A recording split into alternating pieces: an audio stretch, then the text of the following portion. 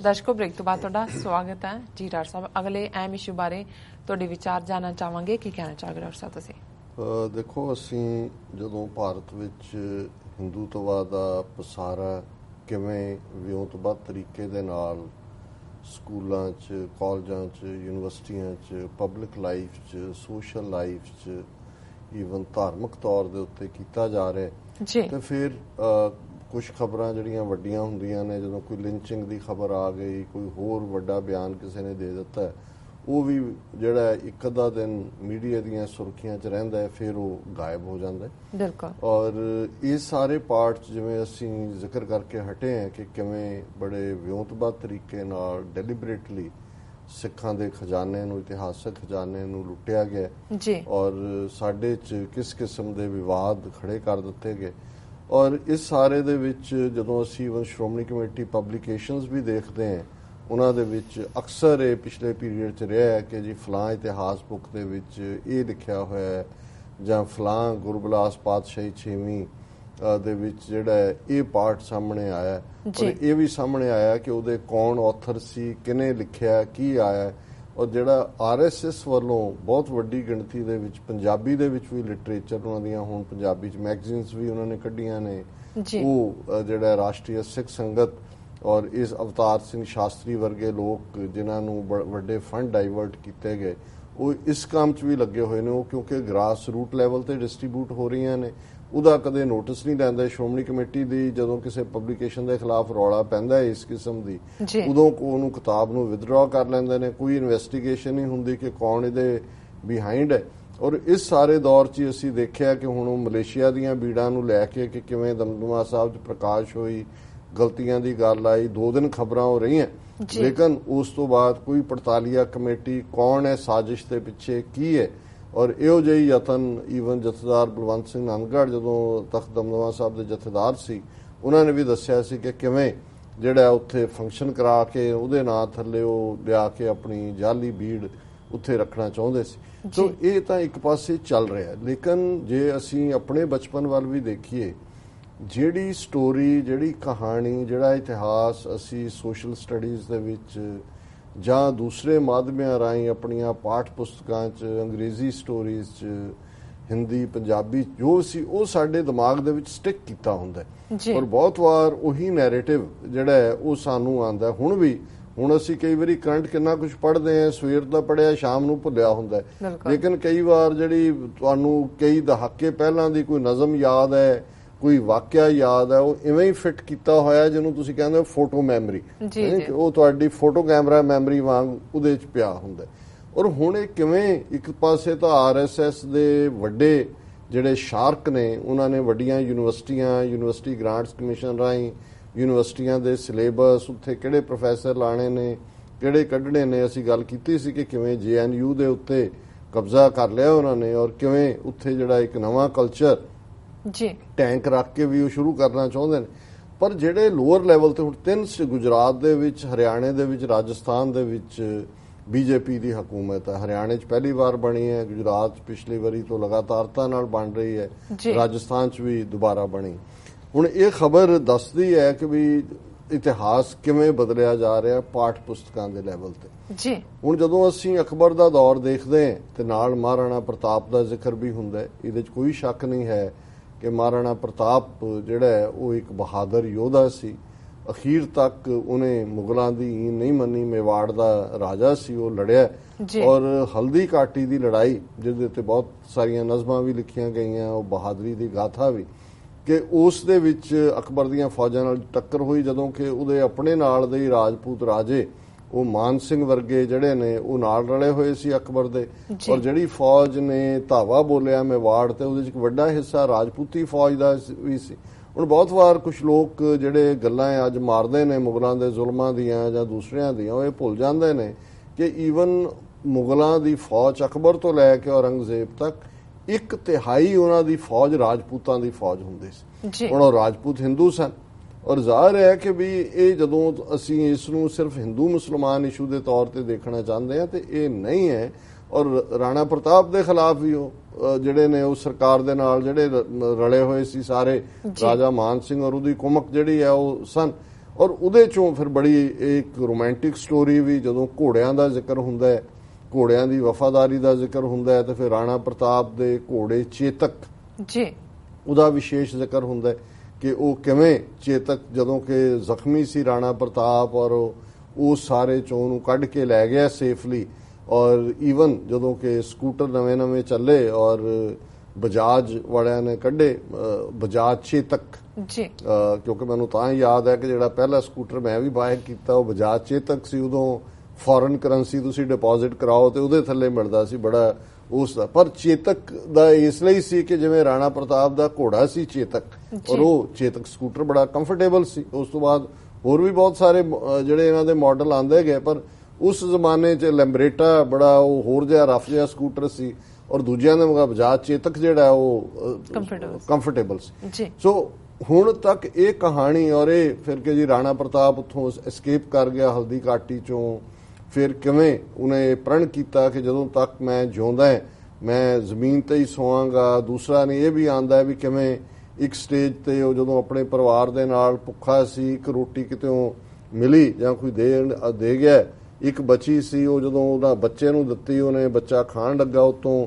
ਇੱਲ ਨੇ ਚਪਟਾ ਮਾਰਿਆ, ਉਹ ਖੋਹ ਕੇ ਲੈ ਗਈ। ਔਰ ਉਦੋਂ ਰਾਣਾ ਪ੍ਰਤਾਪ ਨੇ 1 ਸੈਕਿੰਡ ਦੇ ਲਈ ਸੋਚਿਆ ਕਿ ਵੀ ਮੈਨੂੰ ਸਰੈਂਡਰ ਕਰ ਦੇਣਾ ਚਾਹੀਦਾ, ਵੀ ਇਹ ਬੱਚੇ ਦਾ ਦੁੱਖ ਨਹੀਂ ਦੇਖਿਆ ਜਾਂਦਾ। ਉਦੋਂ ਹੀ ਕੋਈ ਵਪਾਰੀ ਆ ਗਿਆ ਪੁਰਾਣਾ ਜਿਹੜਾ ਜਾਣੂ ਸੀ, ਉਹਨੇ ਕੋਈ ਦੱਬੇ ਖਜ਼ਾਨੇ ਦੀ ਖਬਰ ਦਿੱਤੀ ਜਾਂ ਦਿੱਤਾ, ਇਵੇਂ ਉਹਨੇ ਫਿਰ ਫਾਈਟ ਜਾਰੀ ਰੱਖੀ। ਹੁਣ ਇਹ ਰੀਅਲ ਹਿਸਟਰੀ ਹੈ ਜਿਹੜੀ ਕਿ ਡਾਕੂਮੈਂਟਡ ਹੈ। ਔਰ ਮੇਵਾੜ ਦੀ ਉਹ ਜਿਹੜੀ ਵਿਕਟਰੀ ਸੀ ਔਰ ਜਿਹੜੀ ਅਕਬਰ ਦੀ, ਭਾਵੇਂ ਬੜੀ ਖੂਨੀ ਜੰਗ ਸੀ ਲੇਕਿਨ ਅਲਟੀਮੇਟ ਵਿਕਟਰੀ ਹੋਈ। ਹੁਣ ਤੁਸੀਂ ਜਦੋਂ ਰਾਜਸਥਾਨ ਦੀ ਟੈਕਸਟ ਬੁੱਕ ਦੇਖਦੇ ਹੋ ਤੇ ਉਹਦੇ ਵਿੱਚ ਇਹ ਹੁੰਦਾ ਹੈ ਕਿ ਭਾਈ ਇਹ ਹਲਦੀ ਘਾਟੀ ਦੀ ਲੜਾਈ 18 ਜੂਨ 1576 ਨੂੰ ਹੋਈ। ਔਰ ਇਸ ਲੜਾਈ 'ਚ ਹੁਣ ਇਹ ਜਿਹੜੀ ਟੈਕਸਟ ਬੁੱਕ ਕਹਿੰਦੀ ਹੈ ਕਿ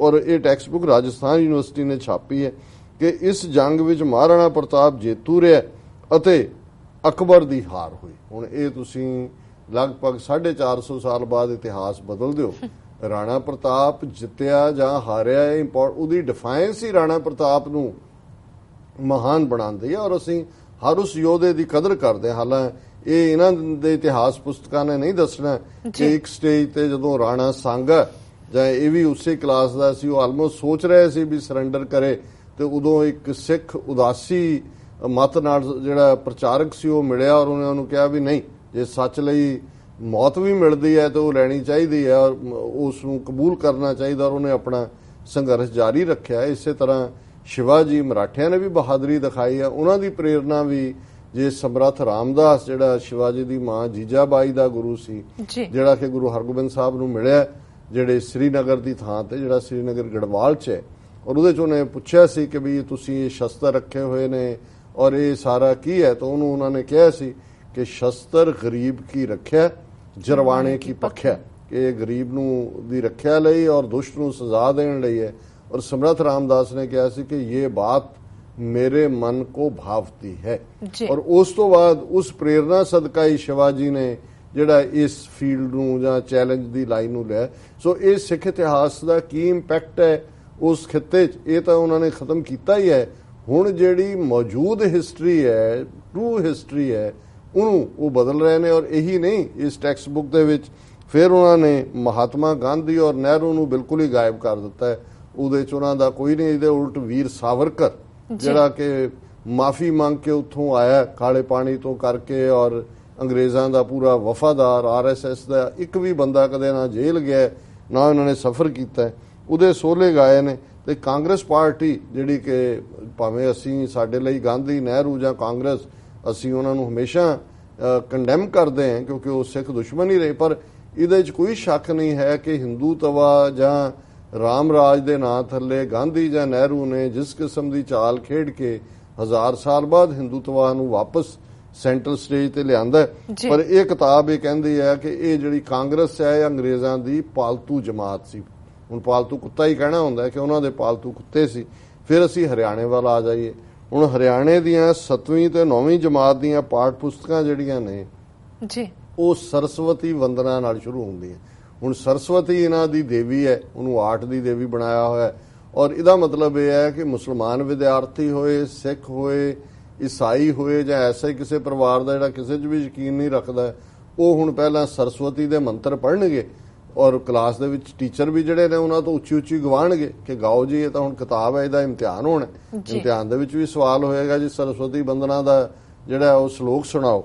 ਸੋ ਇਹ ਹਰਿਆਣੇ ਦੀਆਂ ਟੈਕਸਟ ਬੁੱਕਸ 'ਚ, ਗੁਜਰਾਤ ਦੀਆਂ ਪਾਠ ਪੁਸਤਕਾਂ 'ਚ ਜਿਹੜਾ, ਔਰ ਇਹ ਮੋਦੀ ਉੱਥੇ ਚੀਫ ਮਿਨਿਸਟਰ ਰਿਹਾ ਹੁਣ ਵੀ, ਉਹ ਤਾਂ ਲਗਾਤਾਰਤਾ ਨਾਲ ਉਹਦੇ 'ਚ ਉਹਨਾਂ ਨੇ ਕਿਹਾ ਕਿ ਮੁਸਲਮਾਨ ਈਸਾਈ ਤੇ ਪਾਰਸੀ ਇਹ ਵਿਦੇਸ਼ੀ ਨੇ, ਕਿ ਇਹ ਇਹਨਾਂ ਦਾ ਇਹਦੇ ਨਾਲ ਜੁੜਦਾ ਹੀ ਨਹੀਂ, ਇਹ ਬਾਹਰੋਂ ਆਏ ਨੇ।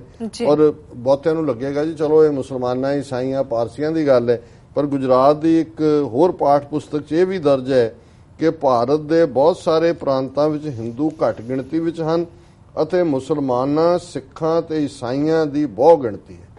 ਉਹਨਾਂ ਨੇ ਕਿਹਾ ਜੀ ਇਹ ਹੁਣ ਤੁਸੀਂ ਇਹਦੇ 'ਚ ਸਿੱਖ ਵੀ ਮੁਸਲਮਾਨਾਂ ਤੇ ਈਸਾਈਆਂ ਦੇ ਨਾਲ ਐਨਮੀ ਲਾਈਨ ਖੜੇ ਕਰਤੇ, ਝੂਠ ਹੈ। ਤਿੰਨ ਸਟੇਟਾਂ ਨੇ, ਪੰਜਾਬ 'ਚ ਸਿੱਖ ਮੈਜੋਰਿਟੀ 'ਚ ਨੇ, ਕਸ਼ਮੀਰ 'ਚ ਮੁਸਲਮਾਨ ਮੈਜੋਰਿਟੀ 'ਚ ਨੇ, ਔਰ ਨਾਗਾਲੈਂਡ ਦੇ ਵਿੱਚ ਤਾਂ ਹੁਣ ਬਰਾਬਰ ਜਿਹੇ ਹੋ ਗਏ। ਬਾਕੀ ਤਾਂ ਕੋਈ ਐਸੀ ਸਟੇਟ ਨਹੀਂ ਹੈ ਜਿਹਦੇ 'ਚ ਕਿ ਕੋਈ ਲੇਖਨ ਇੱਕ ਝੂਠ ਵੀ ਬੋਲਿਆ ਤੇ ਦੂਜਾ ਸਿੱਖਾਂ ਨੂੰ ਜਿਹੜਾ ਉਹ ਮੁਸਲਮਾਨਾਂ ਈਸਾਈਆਂ ਦੇ ਨਾਲ ਹੀ ਵੀ ਦੱਸਦਾ, ਭਾਵੇਂ ਉਹ ਵਿਦੇਸ਼ੀ ਨੇ, ਦੇਸੀ ਨੇ, ਪਰ ਹੈ ਇਹ ਦੁਸ਼ਮਣ ਹੀ ਨੇ। ਔਰ ਹਿੰਦੂ ਜਿਹੜੇ ਨੇ ਉਹ ਘੱਟ ਗਿਣਤੀ 'ਚ ਨੇ।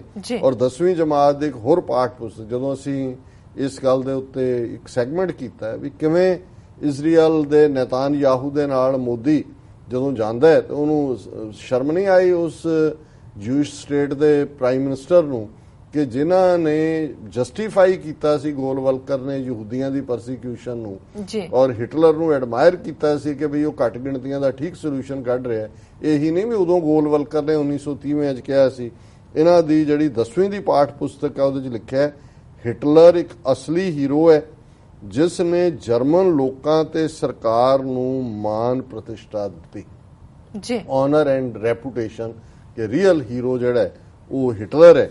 ਹੁਣ ਇਹ ਇੱਕ ਪਾਸੇ ਸਾਡਾ ਇਤਿਹਾਸਕ ਸਰਮਾਇਆ ਲੁੱਟਿਆ ਗਿਆ ਜਾਂ ਸਾੜਿਆ ਗਿਆ, ਤੇ ਦੂਜੇ ਪਾਸੇ ਜੋ ਸਾਡੇ ਕੱਲ ਨੂੰ ਬੱਚੇ ਬੱਚੀਆਂ, ਇਹ ਅਸੀਂ ਇਹ ਨਾ ਸਮਝੀਏ ਕਿ ਜੀ ਅਸੀਂ ਕਿਹੜੇ ਗੁਜਰਾਤ ਜਾਂ ਹਰਿਆਣਾ ਜਾਂ ਦੂਸਰੀਆਂ ਥਾਵਾਂ ਦੇ ਉੱਤੇ ਰਾਜਸਥਾਨ ਦੇ ਨਾਲ ਕੀ ਉੱਥੇ ਛਪ ਵੀ ਗਿਆ। ਇਹ ਹੈ ਜਿਹੜੀਆਂ ਤੁਸੀਂ ਇਮੇਜਿਨ ਕਰੋ ਜਿਹੜੀ ਸਾਡੀ ਨੈਕਸਟ ਜਨਰੇਸ਼ਨ, ਵੱਡਾ ਹਿੱਸਾ ਸਿੱਖਾਂ ਦਾ 5 ਮਿਲੀਅਨ ਸਿੱਖ ਪੰਜਾਬ ਤੋਂ ਬਾਹਰ ਦੂਸਰੀ ਸਟੇਟਾਂ 'ਚ ਰਹਿੰਦੇ ਨੇ।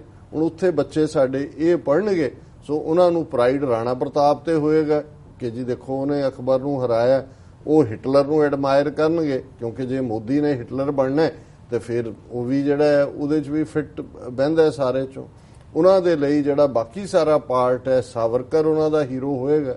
ਔਰ ਇਹ ਸਾਰੇ 'ਚੋਂ ਹੋਰ ਕੀ ਕੱਢਿਆ ਜਾ ਸਕਦਾ ਹੈ, ਜਿਵੇਂ ਮੈਂ ਜ਼ਿਕਰ ਕੀਤਾ ਸੀ ਕਿ ਇੱਕ ਸੱਜਣ ਜਿਨ੍ਹਾਂ ਨੇ ਕਿਹਾ, ਉਹਨਾਂ ਨੇ ਕਿਹਾ ਜੀ ਜਲਿਆਂਵਾਲੇ ਬਾਗ ਬਾਹਰੋਂ ਸਿੱਖ ਗਿਆ, ਉਹਨੇ ਕਿਹਾ ਜੀ ਮੈਂ ਦੇਖਿਆ ਵੀ ਸ਼ਹੀਦ ਊਧਮ ਸਿੰਘ ਦਾ ਬੁੱਤ ਜਾਂ ਤਸਵੀਰ ਕਿੱਥੇ ਹੈ। ਤੁਸੀਂ ਸਾਵਰਕਰ ਤਾਂ ਪਾਰਲੀਮੈਂਟ 'ਚ ਵੀ ਬਿਠਾਤਾ, ਪੋਰਟ ਬਲੇਅਰ ਜਿਹੜਾ ਅੰਡੇਮਾਨ ਉਹਦੇ 에ਅਰਪੋਰਟ ਦਾ ਨਾਂ ਵੀ ਜਿਹੜਾ ਹੈ ਉਹ ਸਾਵਰਕਰ ਦੇ ਨਾਂ ਤੇ ਰੱਖ ਦਿੱਤਾ ਹੈ। ਤੇ ਜਿਸ ਜਲਿਆਂਵਾਲੇ ਬਾਗ ਨੂੰ ਆਧਾਰ ਬਣਾ ਕੇ ਤੁਸੀਂ ਫਰੀडम ਸਟਰਗਲ ਤੇ ਅੰਗਰੇਜ਼ਾਂ ਤੋਂ ਮਾਫੀ ਮੰਗਾਉਂਦੇ ਹੋ, ਊਧਮ ਸਿੰਘ ਜਿਹੜਾ 21 ਸਾਲ ਪਿੱਛੇ ਰਿਹਾ ਉਹਦੇ, ਔਰ ਜਾ ਕੇ ਉਹਨੂੰ ਲੰਡਨ 'ਚ ਉਹਨੇ ਸਜ਼ਾ ਯਾਫਤਾ ਕੀਤਾ ਮਾਈਕਰੋ ਡਵਾਇਰ ਨੂੰ, ਔਰ ਫਾਂਸੀ ਤੇ ਲੱਗ ਗਿਆ। ਉਸ ਜਲਿਆਂਵਾਲੇ ਬਾਗ ਦਾ ਬਦਲਾ ਲੈਣ ਵਾਲੇ ਬੰਦੇ ਦੀ ਕਿਹੜੀ ਯਾਦਗਾਰ ਤੁਸੀਂ ਉਹਦੇ 'ਚ ਜਲਿਆਂਵਾਲੇ ਬਾਗ 'ਚ ਬਣਾਈ ਹੋਈ ਹੈ। ਸੋ ਇਹ ਤਾਂ ਸਾਹਮਣੇ ਤੌਰ ਦੇ ਉੱਤੇ ਹੀ ਸਾਰਾ ਕੁਝ ਵਾਈਪ ਆਊਟ ਹੋ ਰਿਹਾ, ਔਰ ਦੂਸਰਾ ਜੋ ਕੁਝ ਪੜਾਇਆ ਜਾ ਰਿਹਾ ਉਹ ਸਭ ਦੇ ਸਾਹਮਣੇ ਹੈ।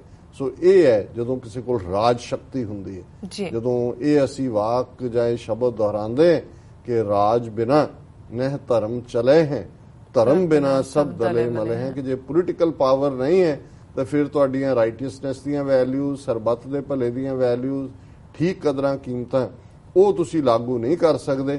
ਫਿਰ ਜਿਨ੍ਹਾਂ ਦੇ ਹੱਥ 'ਚ ਤਾਕਤ ਹੁੰਦੀ ਹੈ, ਫਿਰ ਹੰਟਰ ਤੇ ਲਾਇਨ ਦੀ ਲੜਾਈ ਦੇ ਵਿੱਚ ਇਤਿਹਾਸ ਜਿਹੜਾ ਉਹ ਹੰਟਰ ਲਿਖਦਾ ਹੈ, ਆਪਣੀ ਬਹਾਦਰੀ ਗਾਉਂਦਾ ਹੈ ਤੇ ਸ਼ੇਰ ਨੂੰ ਉਹ ਕੁੱਤਾ ਬਣਾ ਕੇ ਰੱਖ ਦਿੰਦਾ ਹੈ। ਔਰ ਇਹ ਅੱਜ ਵਾਪਰ ਰਿਹਾ ਹੈ ਉਸ ਦੁਨੀਆ ਦੇ ਅਖੌਤੀ ਸਭ ਤੋਂ ਵੱਡੇ ਲੋਕਤੰਤਰ। ਸੋ ਸੈਡ ਡਾਕਟਰ ਸਾਹਿਬ। ਡਾਕਟਰ ਸਾਹਿਬ, ਆਪਾਂ ਬ੍ਰੇਕ ਤੋਂ ਪਹਿਲਾਂ ਆਪਣੇ ਦਰਸ਼ਕਾਂ ਨੂੰ ਫਿਰ ਅਪੀਲ ਕਰ ਦਈਏ। ਵਿਊਅਰਸ, ਅਸੀਂ ਚਾਹੁੰਦੇ ਹਾਂ ਕਿ ਤੁਸੀਂ TV 84 ਦੀ ਵੱਧ ਤੋਂ ਵੱਧ ਮਾਇਕ ਸਹਾਇਤਾ ਕਰੋ। TV 84 ਹੀ ਇੱਕ ਅਜਿਹਾ ਚੈਨਲ ਹੈ ਜਿਹੜਾ ਕਿ ਮਨੁੱਖੀ ਅਧਿਕਾਰਾਂ ਦੀ ਗੱਲ ਕਰ ਰਿਹਾ ਹੈ ਤੇ ਅਸੀਂ ਚਾਹਾਂਗੇ ਤੁਸੀਂ ਵੱਧ ਤੋਂ ਵੱਧ ਇਸ ਦੀ ਮਾਇਕ ਸਹਾਇਤਾ ਕਰੋ। ਤੁਸੀਂ ਆਪਣੀ ਮਾਇਕ ਸਹਾਇਤਾ ਸਾਡੀ ਵੈਬਸਾਈਟ www.tv84.tv ਤੇ ਜਾ ਕੇ ਪੇਪਲ ਰਾਹੀਂ ਰੀਕਰਿੰਗ ਡੋਨਰ ਬਣ ਕੇ ਕਰ ਸਕਦੇ ਹੋ, ਜਾਂ ਫਿਰ ਤੁਸੀਂ ਚੈੱਕ ਬਣਾ ਕੇ TV 84 ਦੇ ਨਾਂ ਤੇ ਇਸ ਪਤੇ ਤੇ ਸਾਨੂੰ ਮੇਲ ਕਰ ਸਕਦੇ ਹੋ। 3601 37th avenue, Long Island city, New York 11101 USA, ਜਾਂ ਫਿਰ ਫੋਨ ਰਾਹੀਂ ਵੀ ਤੁਸੀਂ ਸਾਨੂੰ ਸੰਪਰਕ ਕਰ ਸਕਦੇ ਹੋ।